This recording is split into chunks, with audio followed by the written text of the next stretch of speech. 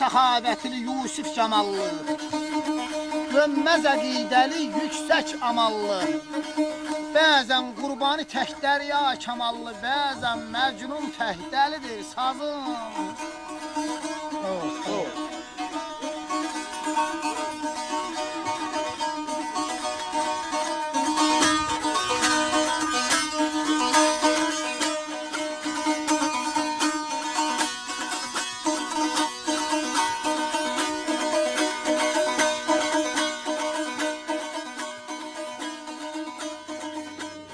Sazın kərəm havası ruhumuza, canımıza hopa sizə təqdim edəcəyimiz bu video çarx sazın məcnunlarından, sazın kərəmlərindən biri haqqındadır əziz izləyicilərimiz. İncəli Aşıq Kərəm Nəsibov haqqında. Kimdir Aşıq Kərəm? Harda doğulub, hansı mühitdə yetişib, hardan gəlib, hansı məqamlara gedib çatıb, onu bilənlər bilir, bilməyənlər üçün azca bələdçilik edir. Sarı tel deyilən sevinci, mənsuru qəmi, şərilik kəhli dağlar aləmi, bir hava deyəcəm dostum ləngərli gəmi, bax gör neçə dalğanın gölüdür, sazım. Çox sağ ol. Ümumiyyətlə, aşıqlıq sənətində Kərəm adlı aşıqlarımız olubmu? Allah hesab verəydi Gəncəli Ziyadxan oğlu Mahmuda. Düşüncələrimizdə, yaddaşlarımızda elə bir tufan qoparmadı ki, başqa bir Kərəm haqqında düşünə biləydik. Qurban olduğum Kərəm sahibi də aşıqlıqdan, sənətdən pay verdiyi insanlara Kərəm adını verdilər. Hər kəs öz adının işığını, enerjisini, mənasını ötürür bu dünyada. Aşıq Kərəm İncəli kimi. Gərək hər gün əzizlənə qoruna, baş əyəsən ocağına, qoruna, qurban olun babaların zoruna, heykal qoyub şöhrətinə bu xalqın. Kərəm sazın kərəmi idi. Kərəm Ustad Dədə Ədalətin, xan kamanların kərəmi idi. Kərəm sənətinin, elinin, obasının kərəmi idi. Kərəm onu sevənlərin kərəmi idi. Zirvə qardı, zirvədəki Qarabağ, göy gölün güzgüdür tellərini, saçlarını dara, bax. Nar mənazik bayatılı Qarabağ bir misaldır cənnətinə bu xalqın.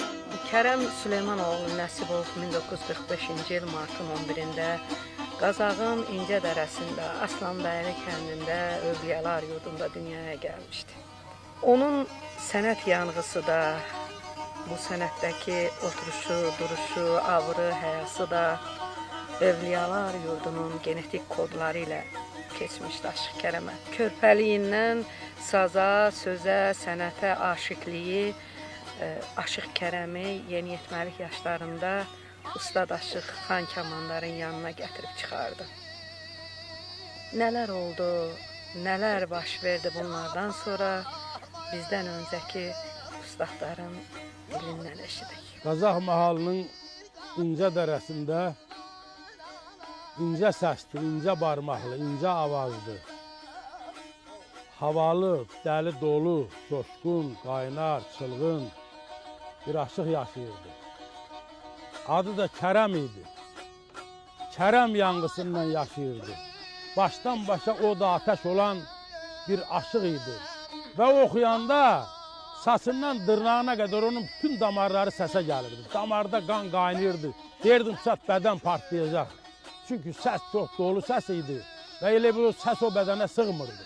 Kərəmin səsi, nəfəsi, laylası, ahəngi rəhmətlik böyük ustadımız, böyük sənətkarımız Kamandarı xatırladırdı və Kamandarın vurğunuydu. Kamandarın dəlisi idi, məcnunuydu. Çox özünə məxsus layla ilə burnunun ucuna salırdı. Kamandar qaydası qımqımı ilə, zümzümü ilə, sığallı nəfəslə adamın nəfəsini çəkirdi.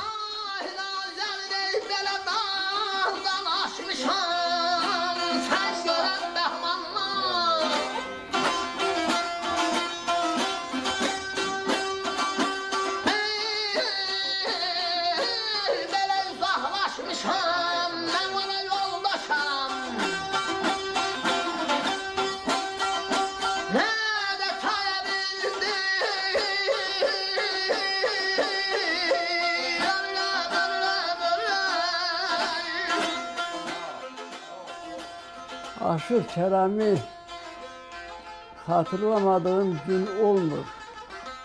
Çünkü o benim hem aşığımıydı, hem şahsi dostumuydu, hem de bir kadar qohumumuydu. İnce deresinden benim qohumlarım çoktu. Aşık Kerem de onlardan biriydi. Kerem kapıdan girəndə benim gözlerime ışık gelirdi. Kerem İnce Deresi'nin en güzel havacatını, en güzel sesini öz varlığında birleştirmişti. Kerem'in her bir havası özlüğünde ayrı ayrılıkta bütün havalardan öyle farklanırdı ki sazı her bir havada öyle köklüydü ki o kök adamın ciğerine işleyirdi.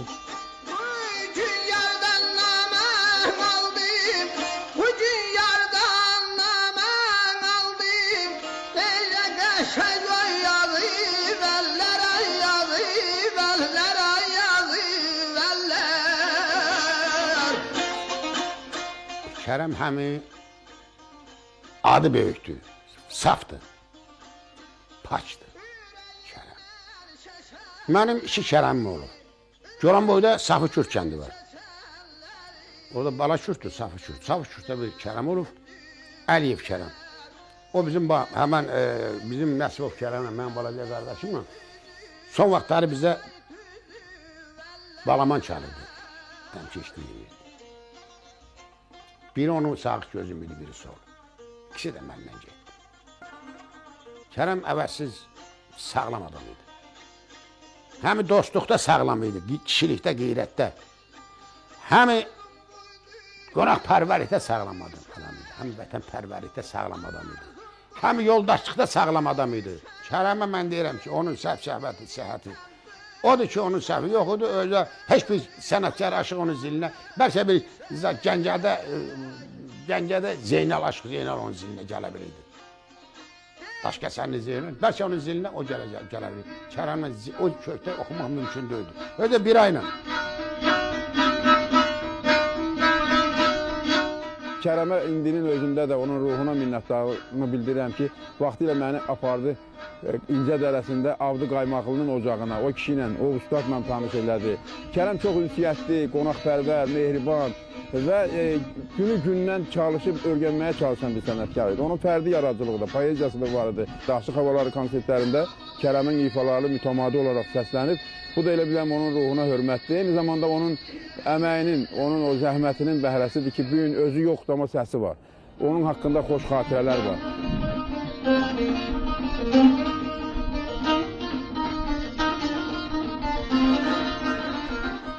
Kerem havaların hamısına havaların hamısına bələd adam idi. Özü də hamısını da nizam oxuyurdu. 72 havanın 72'sindən də xəbərdar adam idi və hamısını gözəl. Mən bu sözü bir də Allah rəhmət eləsin Əhbər haqqında demişim.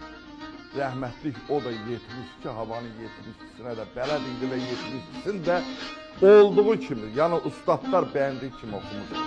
Ey belə səfaları gətirmişsən ey gözümün nurları çəhmirəm ey belə xoş gəlibsən gələn gəl. Ben Aşık Kerem'i 72 havanın hamısını zil düzen bildiğine göre sevirdim. Her bir havanın bütün incəliklərini bilirdi. Təkcə 72 havanı mı mükəmməl bilib çalırdı Aşıq Kərəm İncəli. 25 il Qazaxda saz məktəbində bir rəhbər kimi çalışması ona həm də bir ustad kimi imkanlar yaratdı ki, Aşıq Kərəm aşıqlıq sənətində nəinki Qazax, Borçalı çevrəsində, eyni zamanda Şirvan, Göyçə, Təbriz, Qaradağ, Urmiya bölgələrində də yaranan təxminən 193 havanın kimlər tərəfindən yarandığını, hansı sözlər üstündə oxunduğunu, hansı aşıqlar ifa elədiyini sənətləşdirib, tarixləşdirib, pasportlaşdırıb bizim bugünkü aşıq sənətimizə ötürdü Aşıq Kərəm.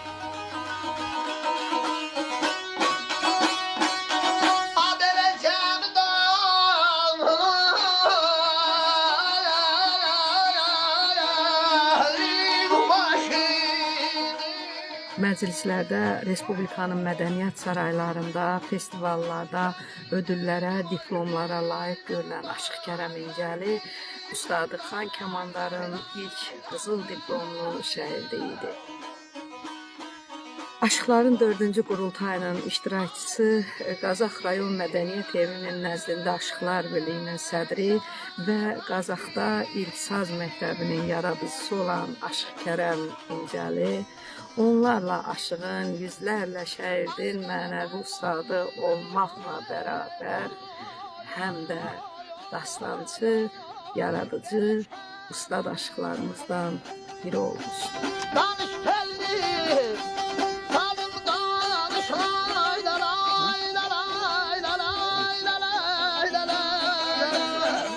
Sazın türk ruhunda, türk mənəviyyatında müqəddəsliyi nə qədər idisə, Aşıq Kərəmdə də türk sevdası, yurt yuba, el oba sevdası o qədər idi.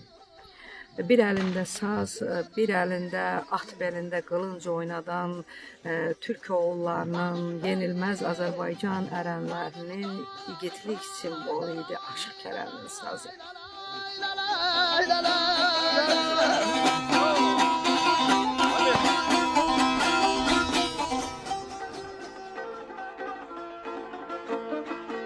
Ötən əsrin 70-ci illərində Ustad Dədə Ələsgərin yubiley ərəfəsində Aşıq Ələsgər obrazını oynamaq İncəli Aşıq Kərəm Nəsibova həvalə olunur. 25 yaşlı aşıq üçün Aşıq Ələsgər obrazını oynamaq onun fərqliliyinin, ustada olan mehri məhəbbətindən dolayı aktyorluq qabiliyyətinin yüksək olmasının göstəricisi idi. O, Aşıq Ələsgər obrazı ilə qədim qayım yurt yuvalarımızı, Qarayazını, Borçalını, Göyçəni oymaq gəzərək canlandırırdı.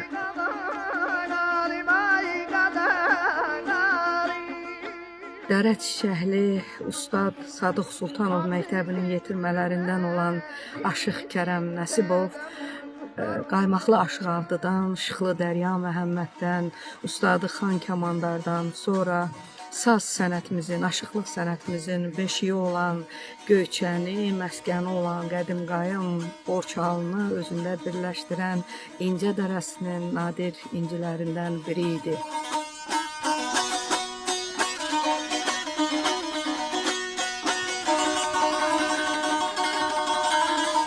Çox maraqlıdır ki, aşıqlar arasında şəhid olan aşıqlar az olur.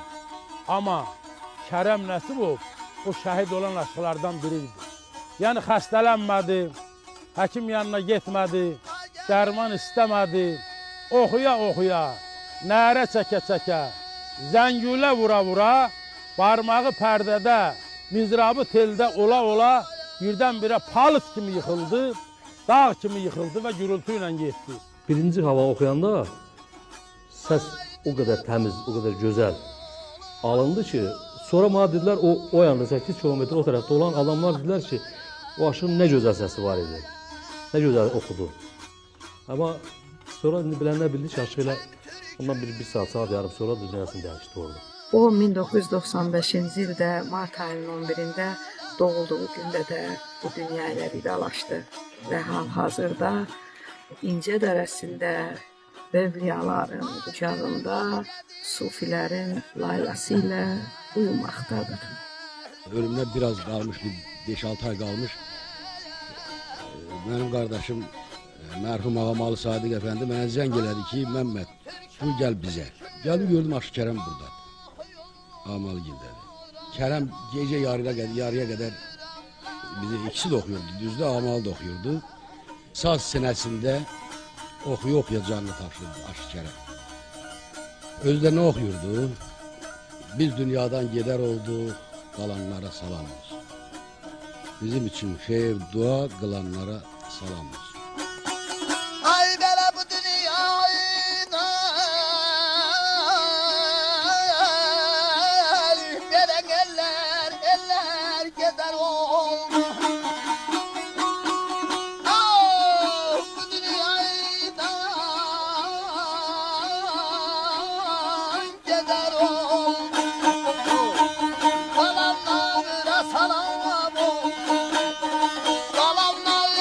Salam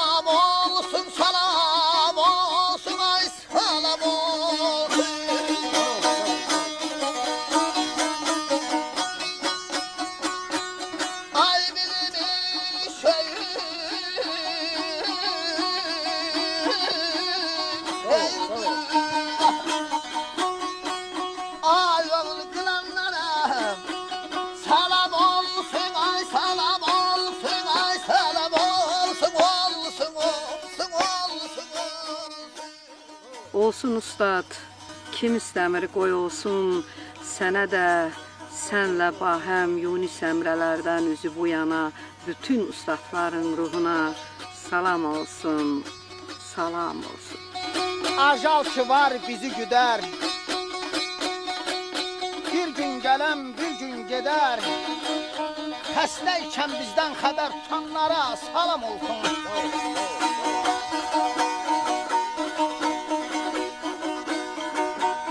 Aşıq Kərəm, yəni İncə dərəsində bu qədər sazlı söhbətli, bu Azərbaycan xalqına şəxsiyyətlər yetirdi ki, o cümlədən sözdə də, sazda da.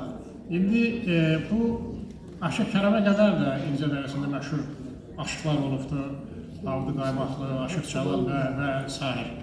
Ancaq Aşıq Kərəm onlardan fərqi ondadır ki, Aşıq Kərəm təkcə aşıqlıqla kifayətlənmir. Yəni o aşıqlığın təbliğinlə məşğul oldu. 1982-ci ildə bilirsiniz, Hüseyin Ariflə bir yerdə Aşıqlar Birliyini yaratdı Qazaxda. Hələ onda Bakıda, Azərbaycanda Aşıqlar Birliyi yaranmamışdı. O, Qazaxda Mədəniyyət evinin nəzdində aşıqların kursunu yaratdı. Aşıqların təbliğinlə məşğul oldu. Aşıqların bir ətrafına yığdı, aşıqlıq sənətinin sirlərini öyrənməklə məşğul oldu. Yəni bu adam belə bir qaynar həyat keçirdi.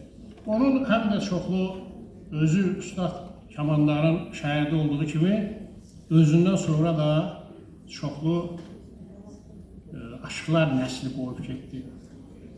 Bugünkü bizim tədbirimizdə Aşıq Kərəm İncəlinin yetirmələrindən biri, bu il onun da 60 yaşını qeyd edəcəyimiz Aşıq İlham Aslanbəyli iştirak edir və onu səhnəyə dəvət edir.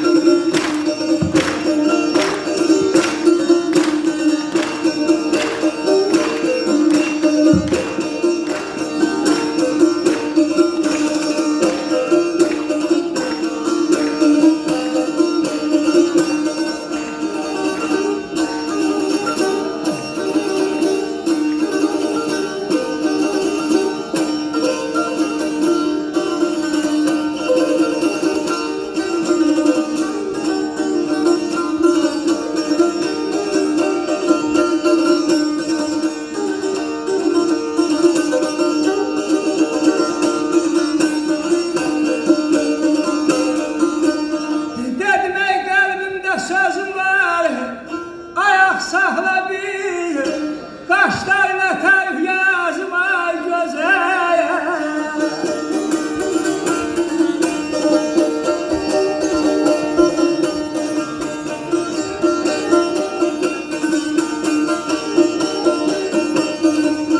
Hey götür sazımı tül yanaydı.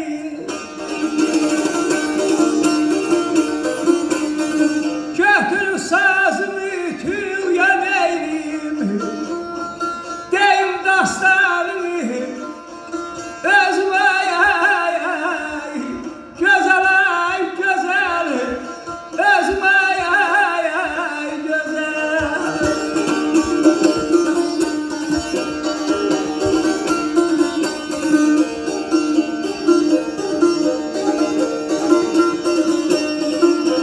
Kalbimde sözüm var, ayak sapladı.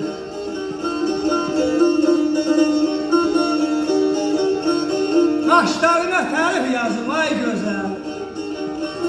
Ey götür sazımı tüğyan edeyim, deyim dastanını özüm ay gözəl.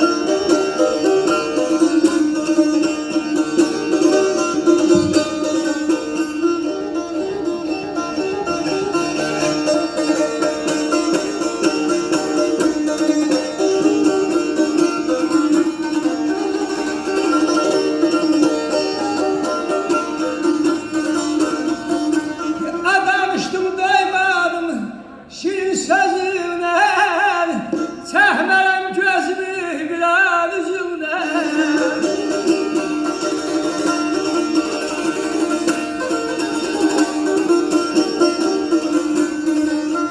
Məhəbbət aldıqca qara gözümdən. Ey sevişdən yaşardı gözüm ay ay ay. Gözəl ay gözəl gözüm ay ay ay gözəl.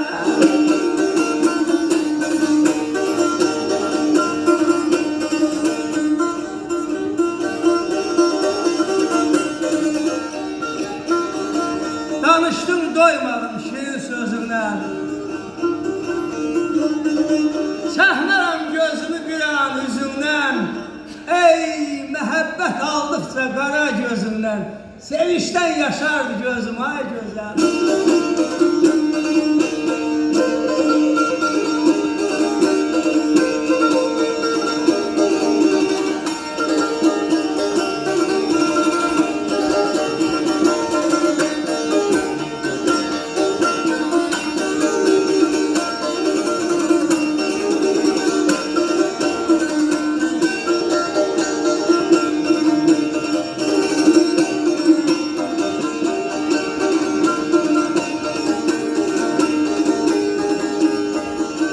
Hüddət mələmə incəl kələməmə. Ay dindirdim sazı, açıldı bacımdan ömrümün yazı.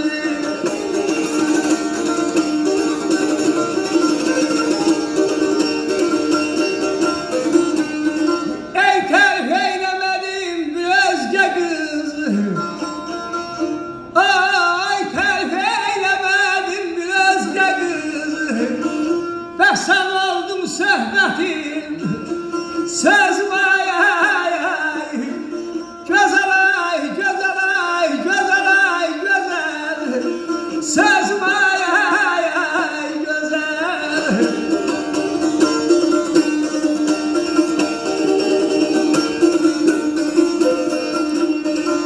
İncəli kələməm dindirdim sazı. Ey açıldı o gündən ömrümün yazı. Tərif eyləmədim bir özgə qızı. Sən oldun söhbətim sözüm ay gözəl. Sən oldun söhbətim sözüm ay gözəl. Mənim o gözəl anam, güllər anamı salamlayıram. Allah ömür versin, Allah can sağlığı versin. Var olasın.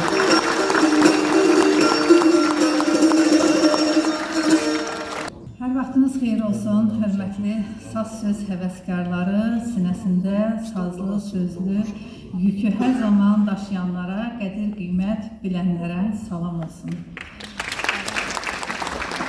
Mən həm öz adımdan, həm Azərbaycan Milli Elmlər Akademiyasının Folklor İnstitutu adından sizləri salamlayıram. Çünki bu mənim birinci vəzifə borcumdur, çalışdığım müəssisə oradır. Qazax aşıq mühitini mühit olaraq Gəncəbasar aşıq mühitinin tərkib hissəsindən ona görə ayırdıq ki, oranın ustad-şəhid münasibətləri üzərində gerçəkləşən sənətkar aşıqları var idi. Çünki oranın həm də aşıq yaradıcılığının şeir şəkillərini bütövlüklə yazıb yaradan sənətkarları var idi. Və o sənətkarlarından biri də təbii ki, Kərəm Nəsibov idi. Kərəm Nəsibov beçəlikdən şəhidliyə, şəhidlikdən aşıqlığa, aşıqlıqdan artıq ustadlığa gedən yolda həm də özü şəhid yetişdirən sənətkarlarımızdan idi. Biz yaşına görə deyil, başına görə deyil, onun sənət yükünə görə bir aşığa ustad aşıq deyə bilirik. Əgər onun özü beçi olubsa, şəhid olubsa, bir aşığa qulluq eləyibsə, Ələvi Bektaşı deyir ki, şəhidi olmayan aşığın ustadı şeytan olar. O, Xan Kamandar kimi bir sənətkarın əlindən su içib, onun dizinin dibində böyüyüb, bütün sənətkarlıq xüsusiyyətlərini tamlığı ilə sənətkarın özündən alır. Onun jestini, mimikasını, səhnə davranışını, səhnə mədəniyyətini, insanlarla ünsiyyətini, auditoriyanın ələ almasından tutmuş, həm də sənət yolunda klassik aşıqların yol yoldaşını sinəsində daşıyıb gətirmişdi Kərəm Nəsibov. Cəmi 35 il ömrünün, 35 il biz gənclərə deyirik, gənclik ilini aşıq sənətinə həsr eləyən bu ustad sənətkar 50 yaşında ustad idi. Ona görə ki, dastan yükü var idi. Bir aşıqdan həmin dövrdə məclislərdə mütləq dastan yükü istəyirdilər. Təbii ki, ilk sual, sənin ustadın kim idi deyirdilər. Sonra dastan yükü, onun yaradıcılığındakı şiirlərin məna dərinliyi və çalmış olduğu havacatlarla ustadlığı bəlli olurdu. Aşıq Kərəm Nəsibov Borçalı aşıq mühitinin tərkib hissəsində sənətkarlıq xüsusiyyətlərini öyrənsə də, amma Qazax aşıq mühitinin formalaşmasında bir məktəb yaradan sənətkarlarımızdan idi. Biz bilirik ki, Səməd Vurğunun adı dünyanın hər yerlərində hallansa da, amma Qazaxda bəzən Səməd Vurğunun adı ilə Hüseyin Sarıyevi çağırırıq. Onu hər yerdə Səməd Vurğun aşığı deyirlər. Çünki Vurğun Qazaxa gedəndə məhz Hüseyin Sarıyevi gətirərdi. Qazaxda Beçə adı alan Kərəm Nəsibovdan da qabaq, həm də Ədalət Nəsibov idi. O, aşıq Ədalətin Hüseyin Sarıyevin yanında Səməd Vurğunun dilindən o beçəliyi götürmüşdü. Kərəm Nəsibov isə vurğun ömürlü, 50 yaşında dünyasını dəyişmiş ustad sənətkarlarımızdan idi. Təbii ki, bugün Qazax aşıq mühitinin təkcə ayrıca bir mühit olaraq tədqiqata cəlb olunmasında biz Kərəm Nəsibovun həm də yaradıcılığının tədqiqata ayrıca fərdi şəkildə tədqiq olunmasına çalışmalıyıq. Çünki şiirləri var, yaradıcılığı var, dastan yolu var, məclis yolu var, məclisdə meydangirliyi var. Sazın sinəsində tutulmuş qaydasından ta səsin sözə uyğunlaşdırılması, havanın məclisə uyğunlaşdırılması və o məclisdən üzü ağ çıxıb sazını əlində evinə döndərməsi ilə bərabər həm də klassik ənənənin bütün yollarına əməl etmiş sənətkarlarımızdan idi. Biz də özümüzün adından Folklor İnstitutunda belə bir düşündük ki, məsələ ilə biz Kərəm Nəsibovun 80 illik yubileyi ilə bağlı elmi praktik Respublika konfransı təşkil edək və bununla da elmi camiyyədə biz Kərəm Nəsibovun bütün yaradıcılığını alimlər tərəfindən təhlil olunması və həmin tədqiqat zamanı həm də təhlillər yolu ilə elmdə onun fəaliyyətinin dəyərləndirilməsinə bir imza atmış olarıq. Mən elə gəlir ki, bütün sənətkarlarımız fərdi, ayrı-ayrı yaradıcılıqları bu şəkildə tədqiqata cəlb olunsa və onların əsərləri təkcə şiir olaraq bədii ədəbiyyatda qalsa deyil, həm də elmi camiyyədə xalqın arasında da yayılsa daha gözəl olar. Mən sizin vaxtınızı çox almayayım, sadəcə Kərəmin bir sözünü demək istəyirəm. Dünyadan gileyli idi, deyirdi ki, mən elə bilirəm sənin bir üzün qaradır, amma sənin 2 üzün qaraymış dünya. 5 gün möhlət ver bizə, aman ver bizə. Ürək yanğısından Barat Vüsala şiirlərində ürəyim yaman ağrıyır deyirdi. Amma onun bu ürək ağrıları 5 günün arxasına 1-0 yazıb 50 il fürsət verdi. Bu 50 il bir sənətkar üçün 35 il olsa belə o böyük sənətin qüdrətində 500 il belə yaşamağı sövq edəcək. Bizlər bugün varıq, sabah bilmirik adlarımız, evlərimizdəki şəkillərimiz hardan asılacaq. Amma Aşıq Kərəm kimi usta sənətkarlar tarix durduqca istər Azərbaycan aşıq sənətində, istər dünya türk sənətində hər zaman öz samballığı ilə, öz yaradıcılığı ilə yaşayacaq və xalqın milli mənəvi dəyərlərini öz ruhunda daşıdığına görə usta sənətkarların sirəsində bir zirvədə dayanacaqdır. Vaxtınızı çox almaq istəmirəm. Sizə saz qədər ömür arzulayıram. Ömrünüz uzun, gününüz mənalı olsun. Diqqətinizə görə təşəkkür edirəm.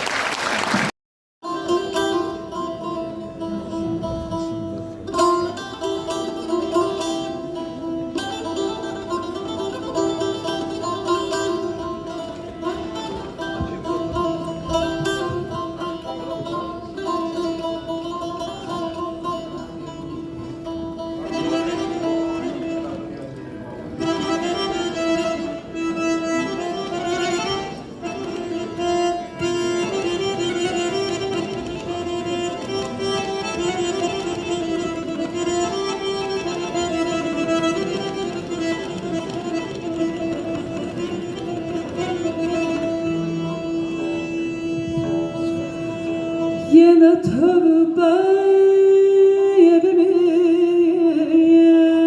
aşkı harap etme dedim.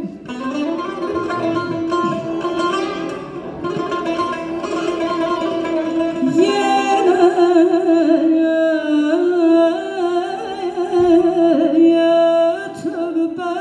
evimi aşkı harap etme dedim. Aşık iftarını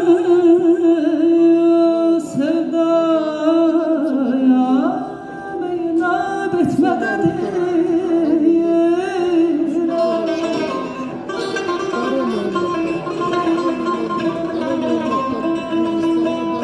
Külme bilmeliyim.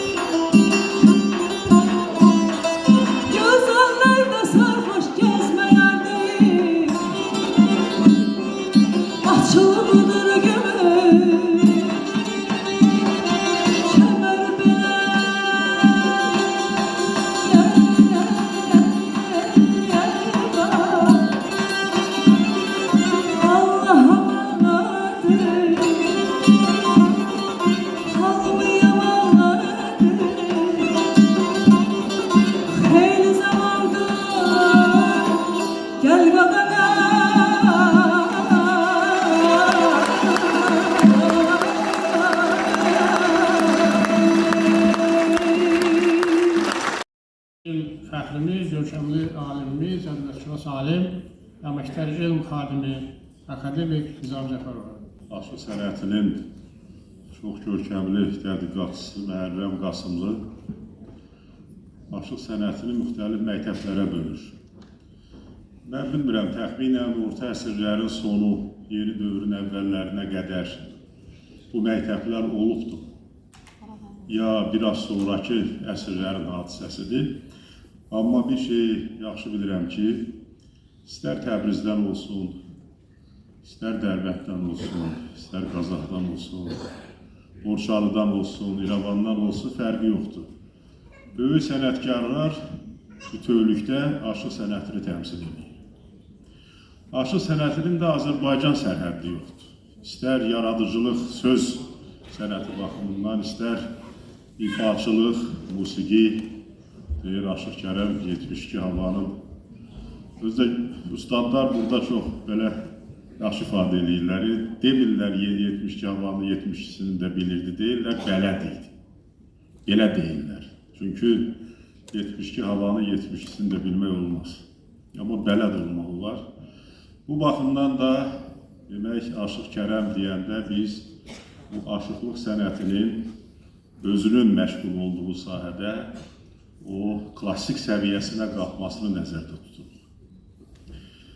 Əgər Aşıq Kərəm haqqında dövrümüzün böyük sənətkarları Aşıq Ədalət söz deyirsə, Aşıq Əli söz deyirsə, bu artıq kifayətdir. Bu kifayətdir ki, bu sənətin ustadını, bu sənətin yəni bugünkü o düha yolunda olan böyük yaradıcısını qiymətləndirəsən. Mən Aşıq Kərəmi görmüşəm, özlər bir neçə dəfə yox, bir dəfə demək İsa Hüseynov, İsa Muğanna haqqında bir veriliş çəkirdik. ASTV-də rəhmətli Firuddin Ağayev var idi, rejissor. O çəkirdi. İsa Hüseynov haqqında danışmağa, İsa Muğanna haqqında danışmağa mən də getmişdim. Mənim elmi rəhbərim, böyük bizim alimimiz Tofiq Hacıyev də getmişdi. O İsa Muğanna ilə çox yaxın idi. Demək, indi İsa müəllim danışmalıdır. Demək, öz yaradıcılığından hansısa bir, o kişidə var idi, o yazmaqdan başqa, həm də onu bir ifa edirdi. Demək, o danışanda Aşıq Kərəm də ifa eləməli idi, sazda. Və hərdən bir İsa müəllim dayanmalıydı, Aşıq Kərəm davam eləməli. Belə bir qəribə bir sistem qurmuşdu. Bu Firuddin Ağayev də peşəkar rejissor idi, tanınmış yazıcıydı. Bu biraz bu işin gedişinə baxdı, gördü ki, bu məsələ bunluq deyil. Ona görə çəkildi, getdi o tərəfdə oturdu. İndi İsa müəllim idarə edir. Aşıq Kərəm də o demək bir şagird ustadına nə qədər belə Rus demiş pasluşlu qulaq asarsa, Aşıq Kərəm o cür qulaq asırdı İsa müəllimə. Belə çalma ilə İsa müəllim də özlüylə aparırdı ki, güya Aşıq Kərəm 72 hava bilir, İsa müəllim 82 hava bilir. İsa müəllim artıq orada o aşıq sənətkar rolunu özü üçün mənimsəmişdi. O da çox diqqətlə qulaq asırdı. Məsələ burasındadır ki, bu Aşıq Ədalət dedi, bu Aşıq Kərəm də sağlam bir adam idi. Yəni bədəncə də sağlam. Özü də qarayağınız adamıydı. Bu qarayağınız adam da istəyə dözən bıraxır. Bizim o çəkiliş zallarını da televiziyada bilirsiniz. Normal adam orada istidə dura bilmir. Yayda. Böyle bir çətin vəziyyət idi.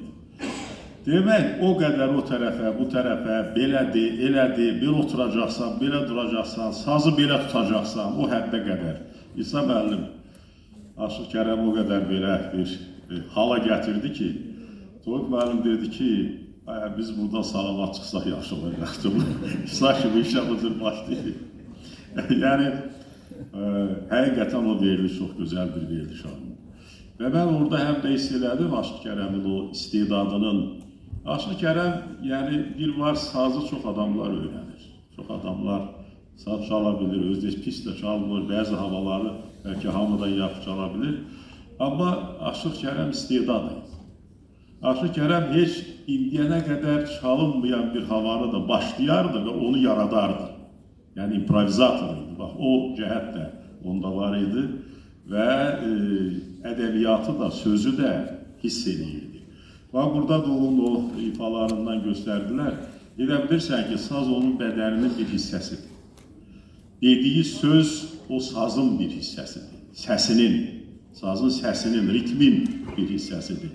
Yəni, bəlkə də mən o oxuduqca fikir verirdim, bir neçə dəfə onun oxumalarına fikir vermişim.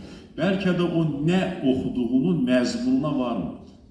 Amma ritminə, səsinə, o mənanı onun fonetikasından çıxardırdı, məzmunundan yox.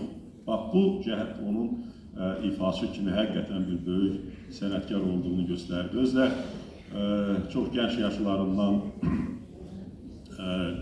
orada demək, Qazaxda həm də məktəb yaratmışdı.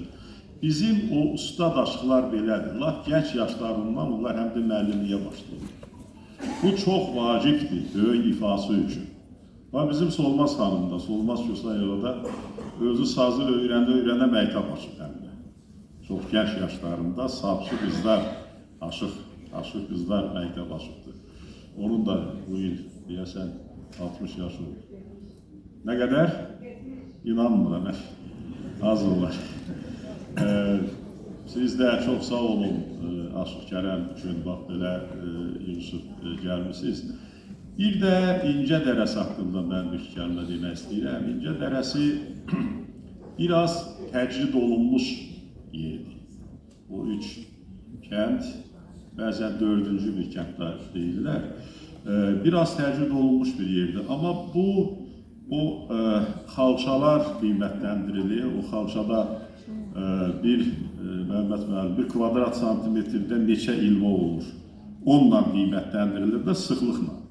Bax, bu İncə dərəsi deyilədir. Bəlkə də o qədər böyük bir məkan deyil, amma onun sıxlıq keyfiyyəti var bu məkanın. Özü də sözdə, düşüncədə, səviyyədə. Bütün dünya Sovet hökuməti bu sufizmi qadağan elədi, İncəllərdən başqa.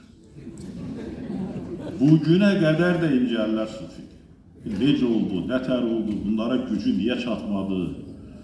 Bu, Allahın bunlara bir, belə deyim ki, bir xüsusi qayğısıydı mı, nə idisə, ona görə də, bax, onların o təbiətində, xarakterində həmin o möhkəmlik, o sənətin, o tarixi gücünə, missiyasına, belə mistik bir inam və özü də bunlar heç kimdən razılaşmır.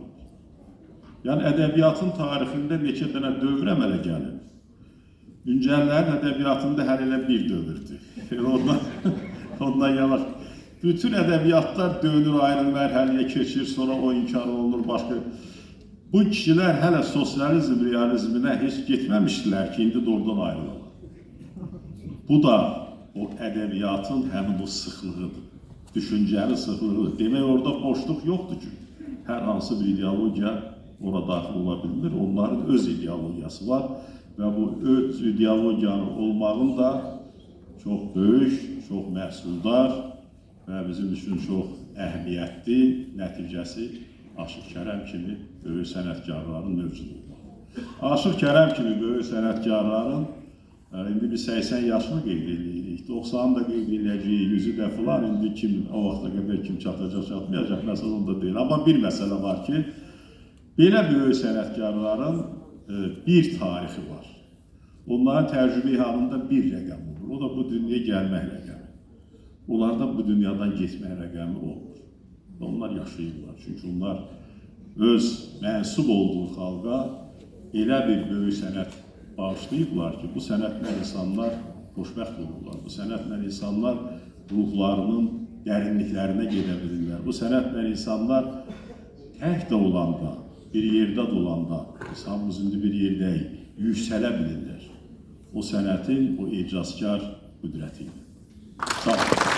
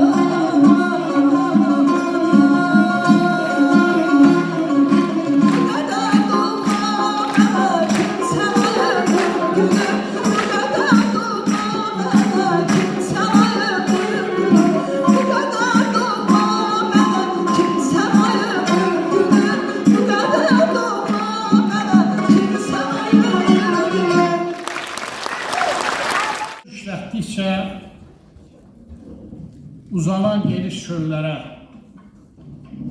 bir el gözəldin, hörükləri kimi qayalardan asılı qalan şəqrək şəlalələrə söykənər bir hikmət var.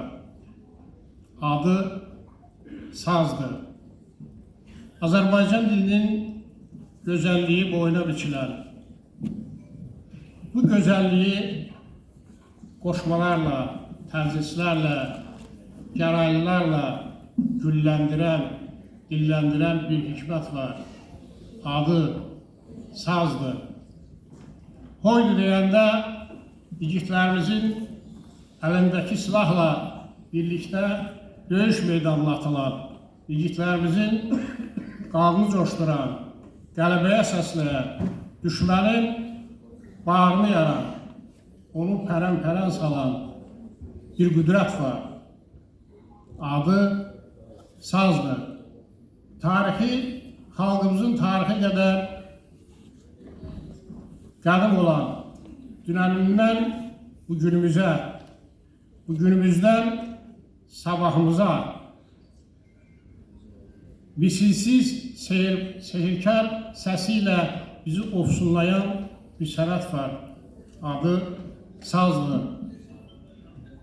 Dünyanın ən möhtəşəm salonlarında minlərlə insan ayağa qaldıran, təzimə məcbur edən, durna boğazlı, incə belli, gümüş telli bir nemət var.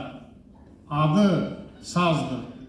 Büyük, əziz dostlar, biz sizinlə Aşıq Kərəm İncəlinin timsalında, sənətinin timsalında bu qüdrətin, bu hikmətin, bu nemətin, bu sənətin işığına toplaşmışıq.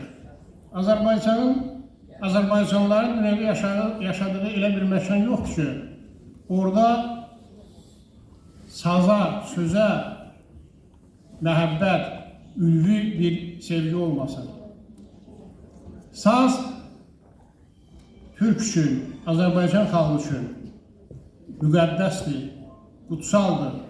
İstər Türkiyədə ol, istər Təbrizdən xəbər verir, istər Borçalıdan danış, istər qədim Azərbaycan yurdu, indi Ermənistan adlanan Qərbi Azərbaycandan, istər Qarabağdan söhbət et, istər Şirvandan, Qazaxdan, Tovuzdan, Kəlbəcərdən, harada olsan, sazın şahlıq edəcəyinin şahidi olacaq. Bugün bu salonda, bu səhnədə, Aşıq Kərəm timsalında saz şahlıq edəcəkdir, əziz dostlar. Aşıq Kərəm burada filmlər, videoçatlar gördüyünüz kimi İncə dərəsində dünyaya gəlmişdi. 1945-ci il yazın ilk ayında, mart ayının 11-də. Hələ 4-5 yaşında artıq valideynləri onun istedadını, qabiliyyətini hiss eləməyə başlayır. Belə o günlərdən də dayıları Novruz və Mahmudalı ona bir cürə saz bağladır. Və həmin günlərdən də bütün taleyini Aşıq Kərəm saza bağlayır. 14-15 yaşında artıq İncə dərəsinin məclislərində Aşıq Kərəm öz istedadı ilə, səsi ilə seçilir, məclislərdə iştirak edir. Lakin onun bir ustada ehtiyacı var idi. Və o zaman Gürcüstanda, Ruslavi şəhərində yaşayan onun dayıları yenidən bizim dövrümüzün azman sənətkarı Aşıq Kamandara müraciət edirlər və Aşıq Kamandar, Aşıq Kərəmi imtahan edəndən sonra hətta belə bir söz də var, deyirlər ki, Aşıq Kamandar deyir ki, bundan nə şəhid, bu artıq ustad aşıqdır.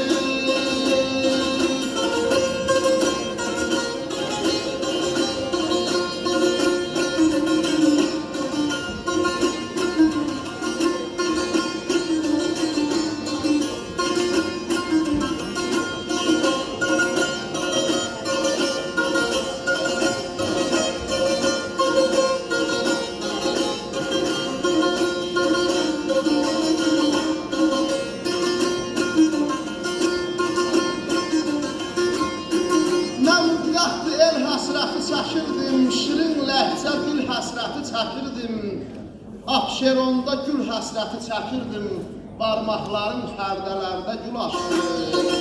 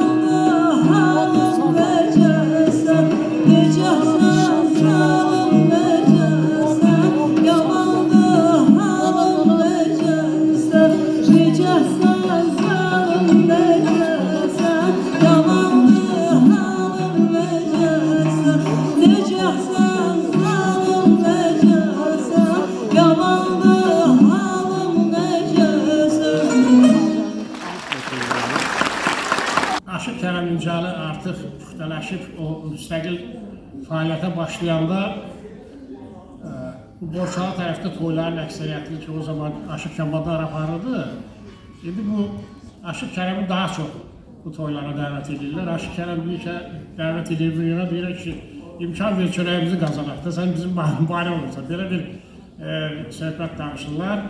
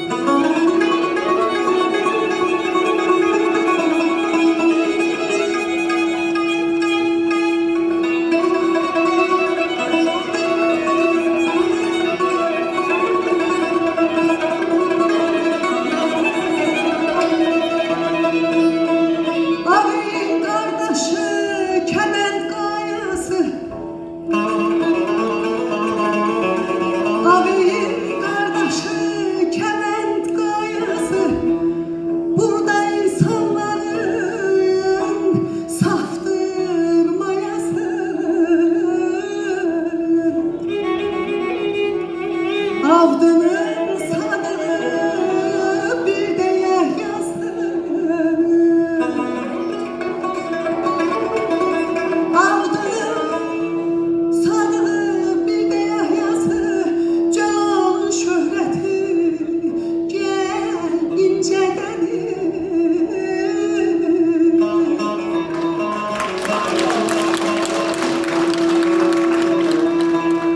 Sabahlıdan yüzü belgelersen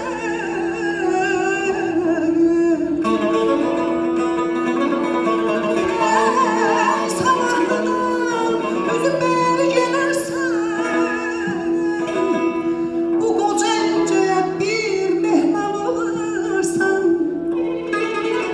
öz gözünle görüp bir de hal olarsan hatem sehaveti hatem sehaveti gel incededir incededir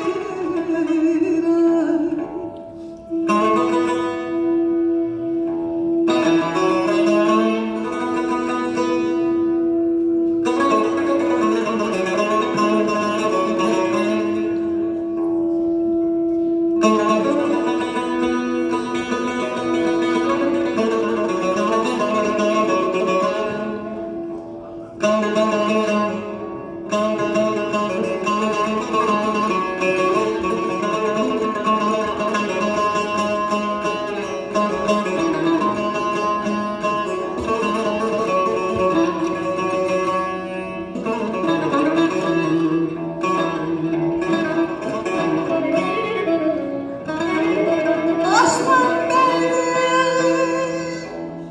gelindir geze bir bana Kaymaqlayla dayanırdı yan yana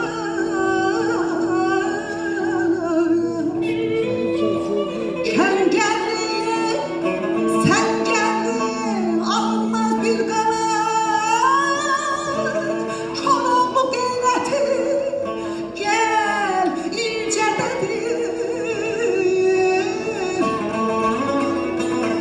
Üçgen bir yürek bir ince kala Üçgen bir yürek bir ince kala Her yüreğde yaşar bir ince kala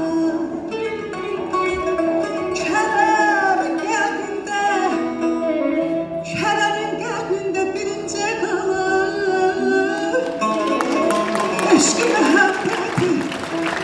Eşki mehabbeti gel incededir alem alem gel incededir alem alem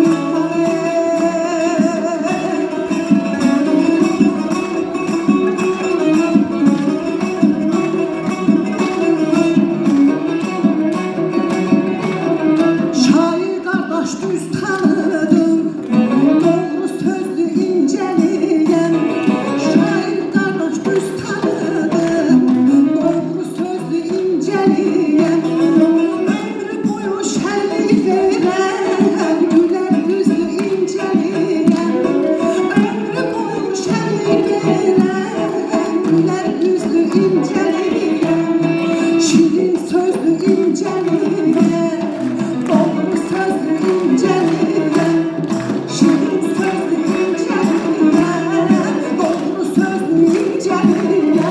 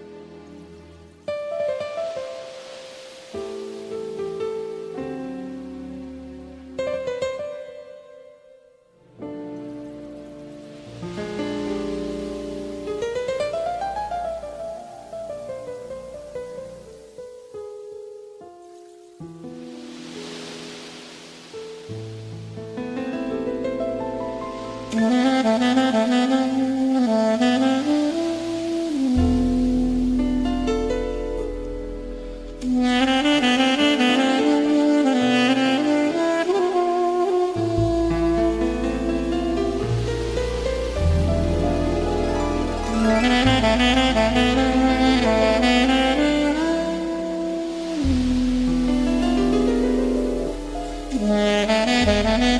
you.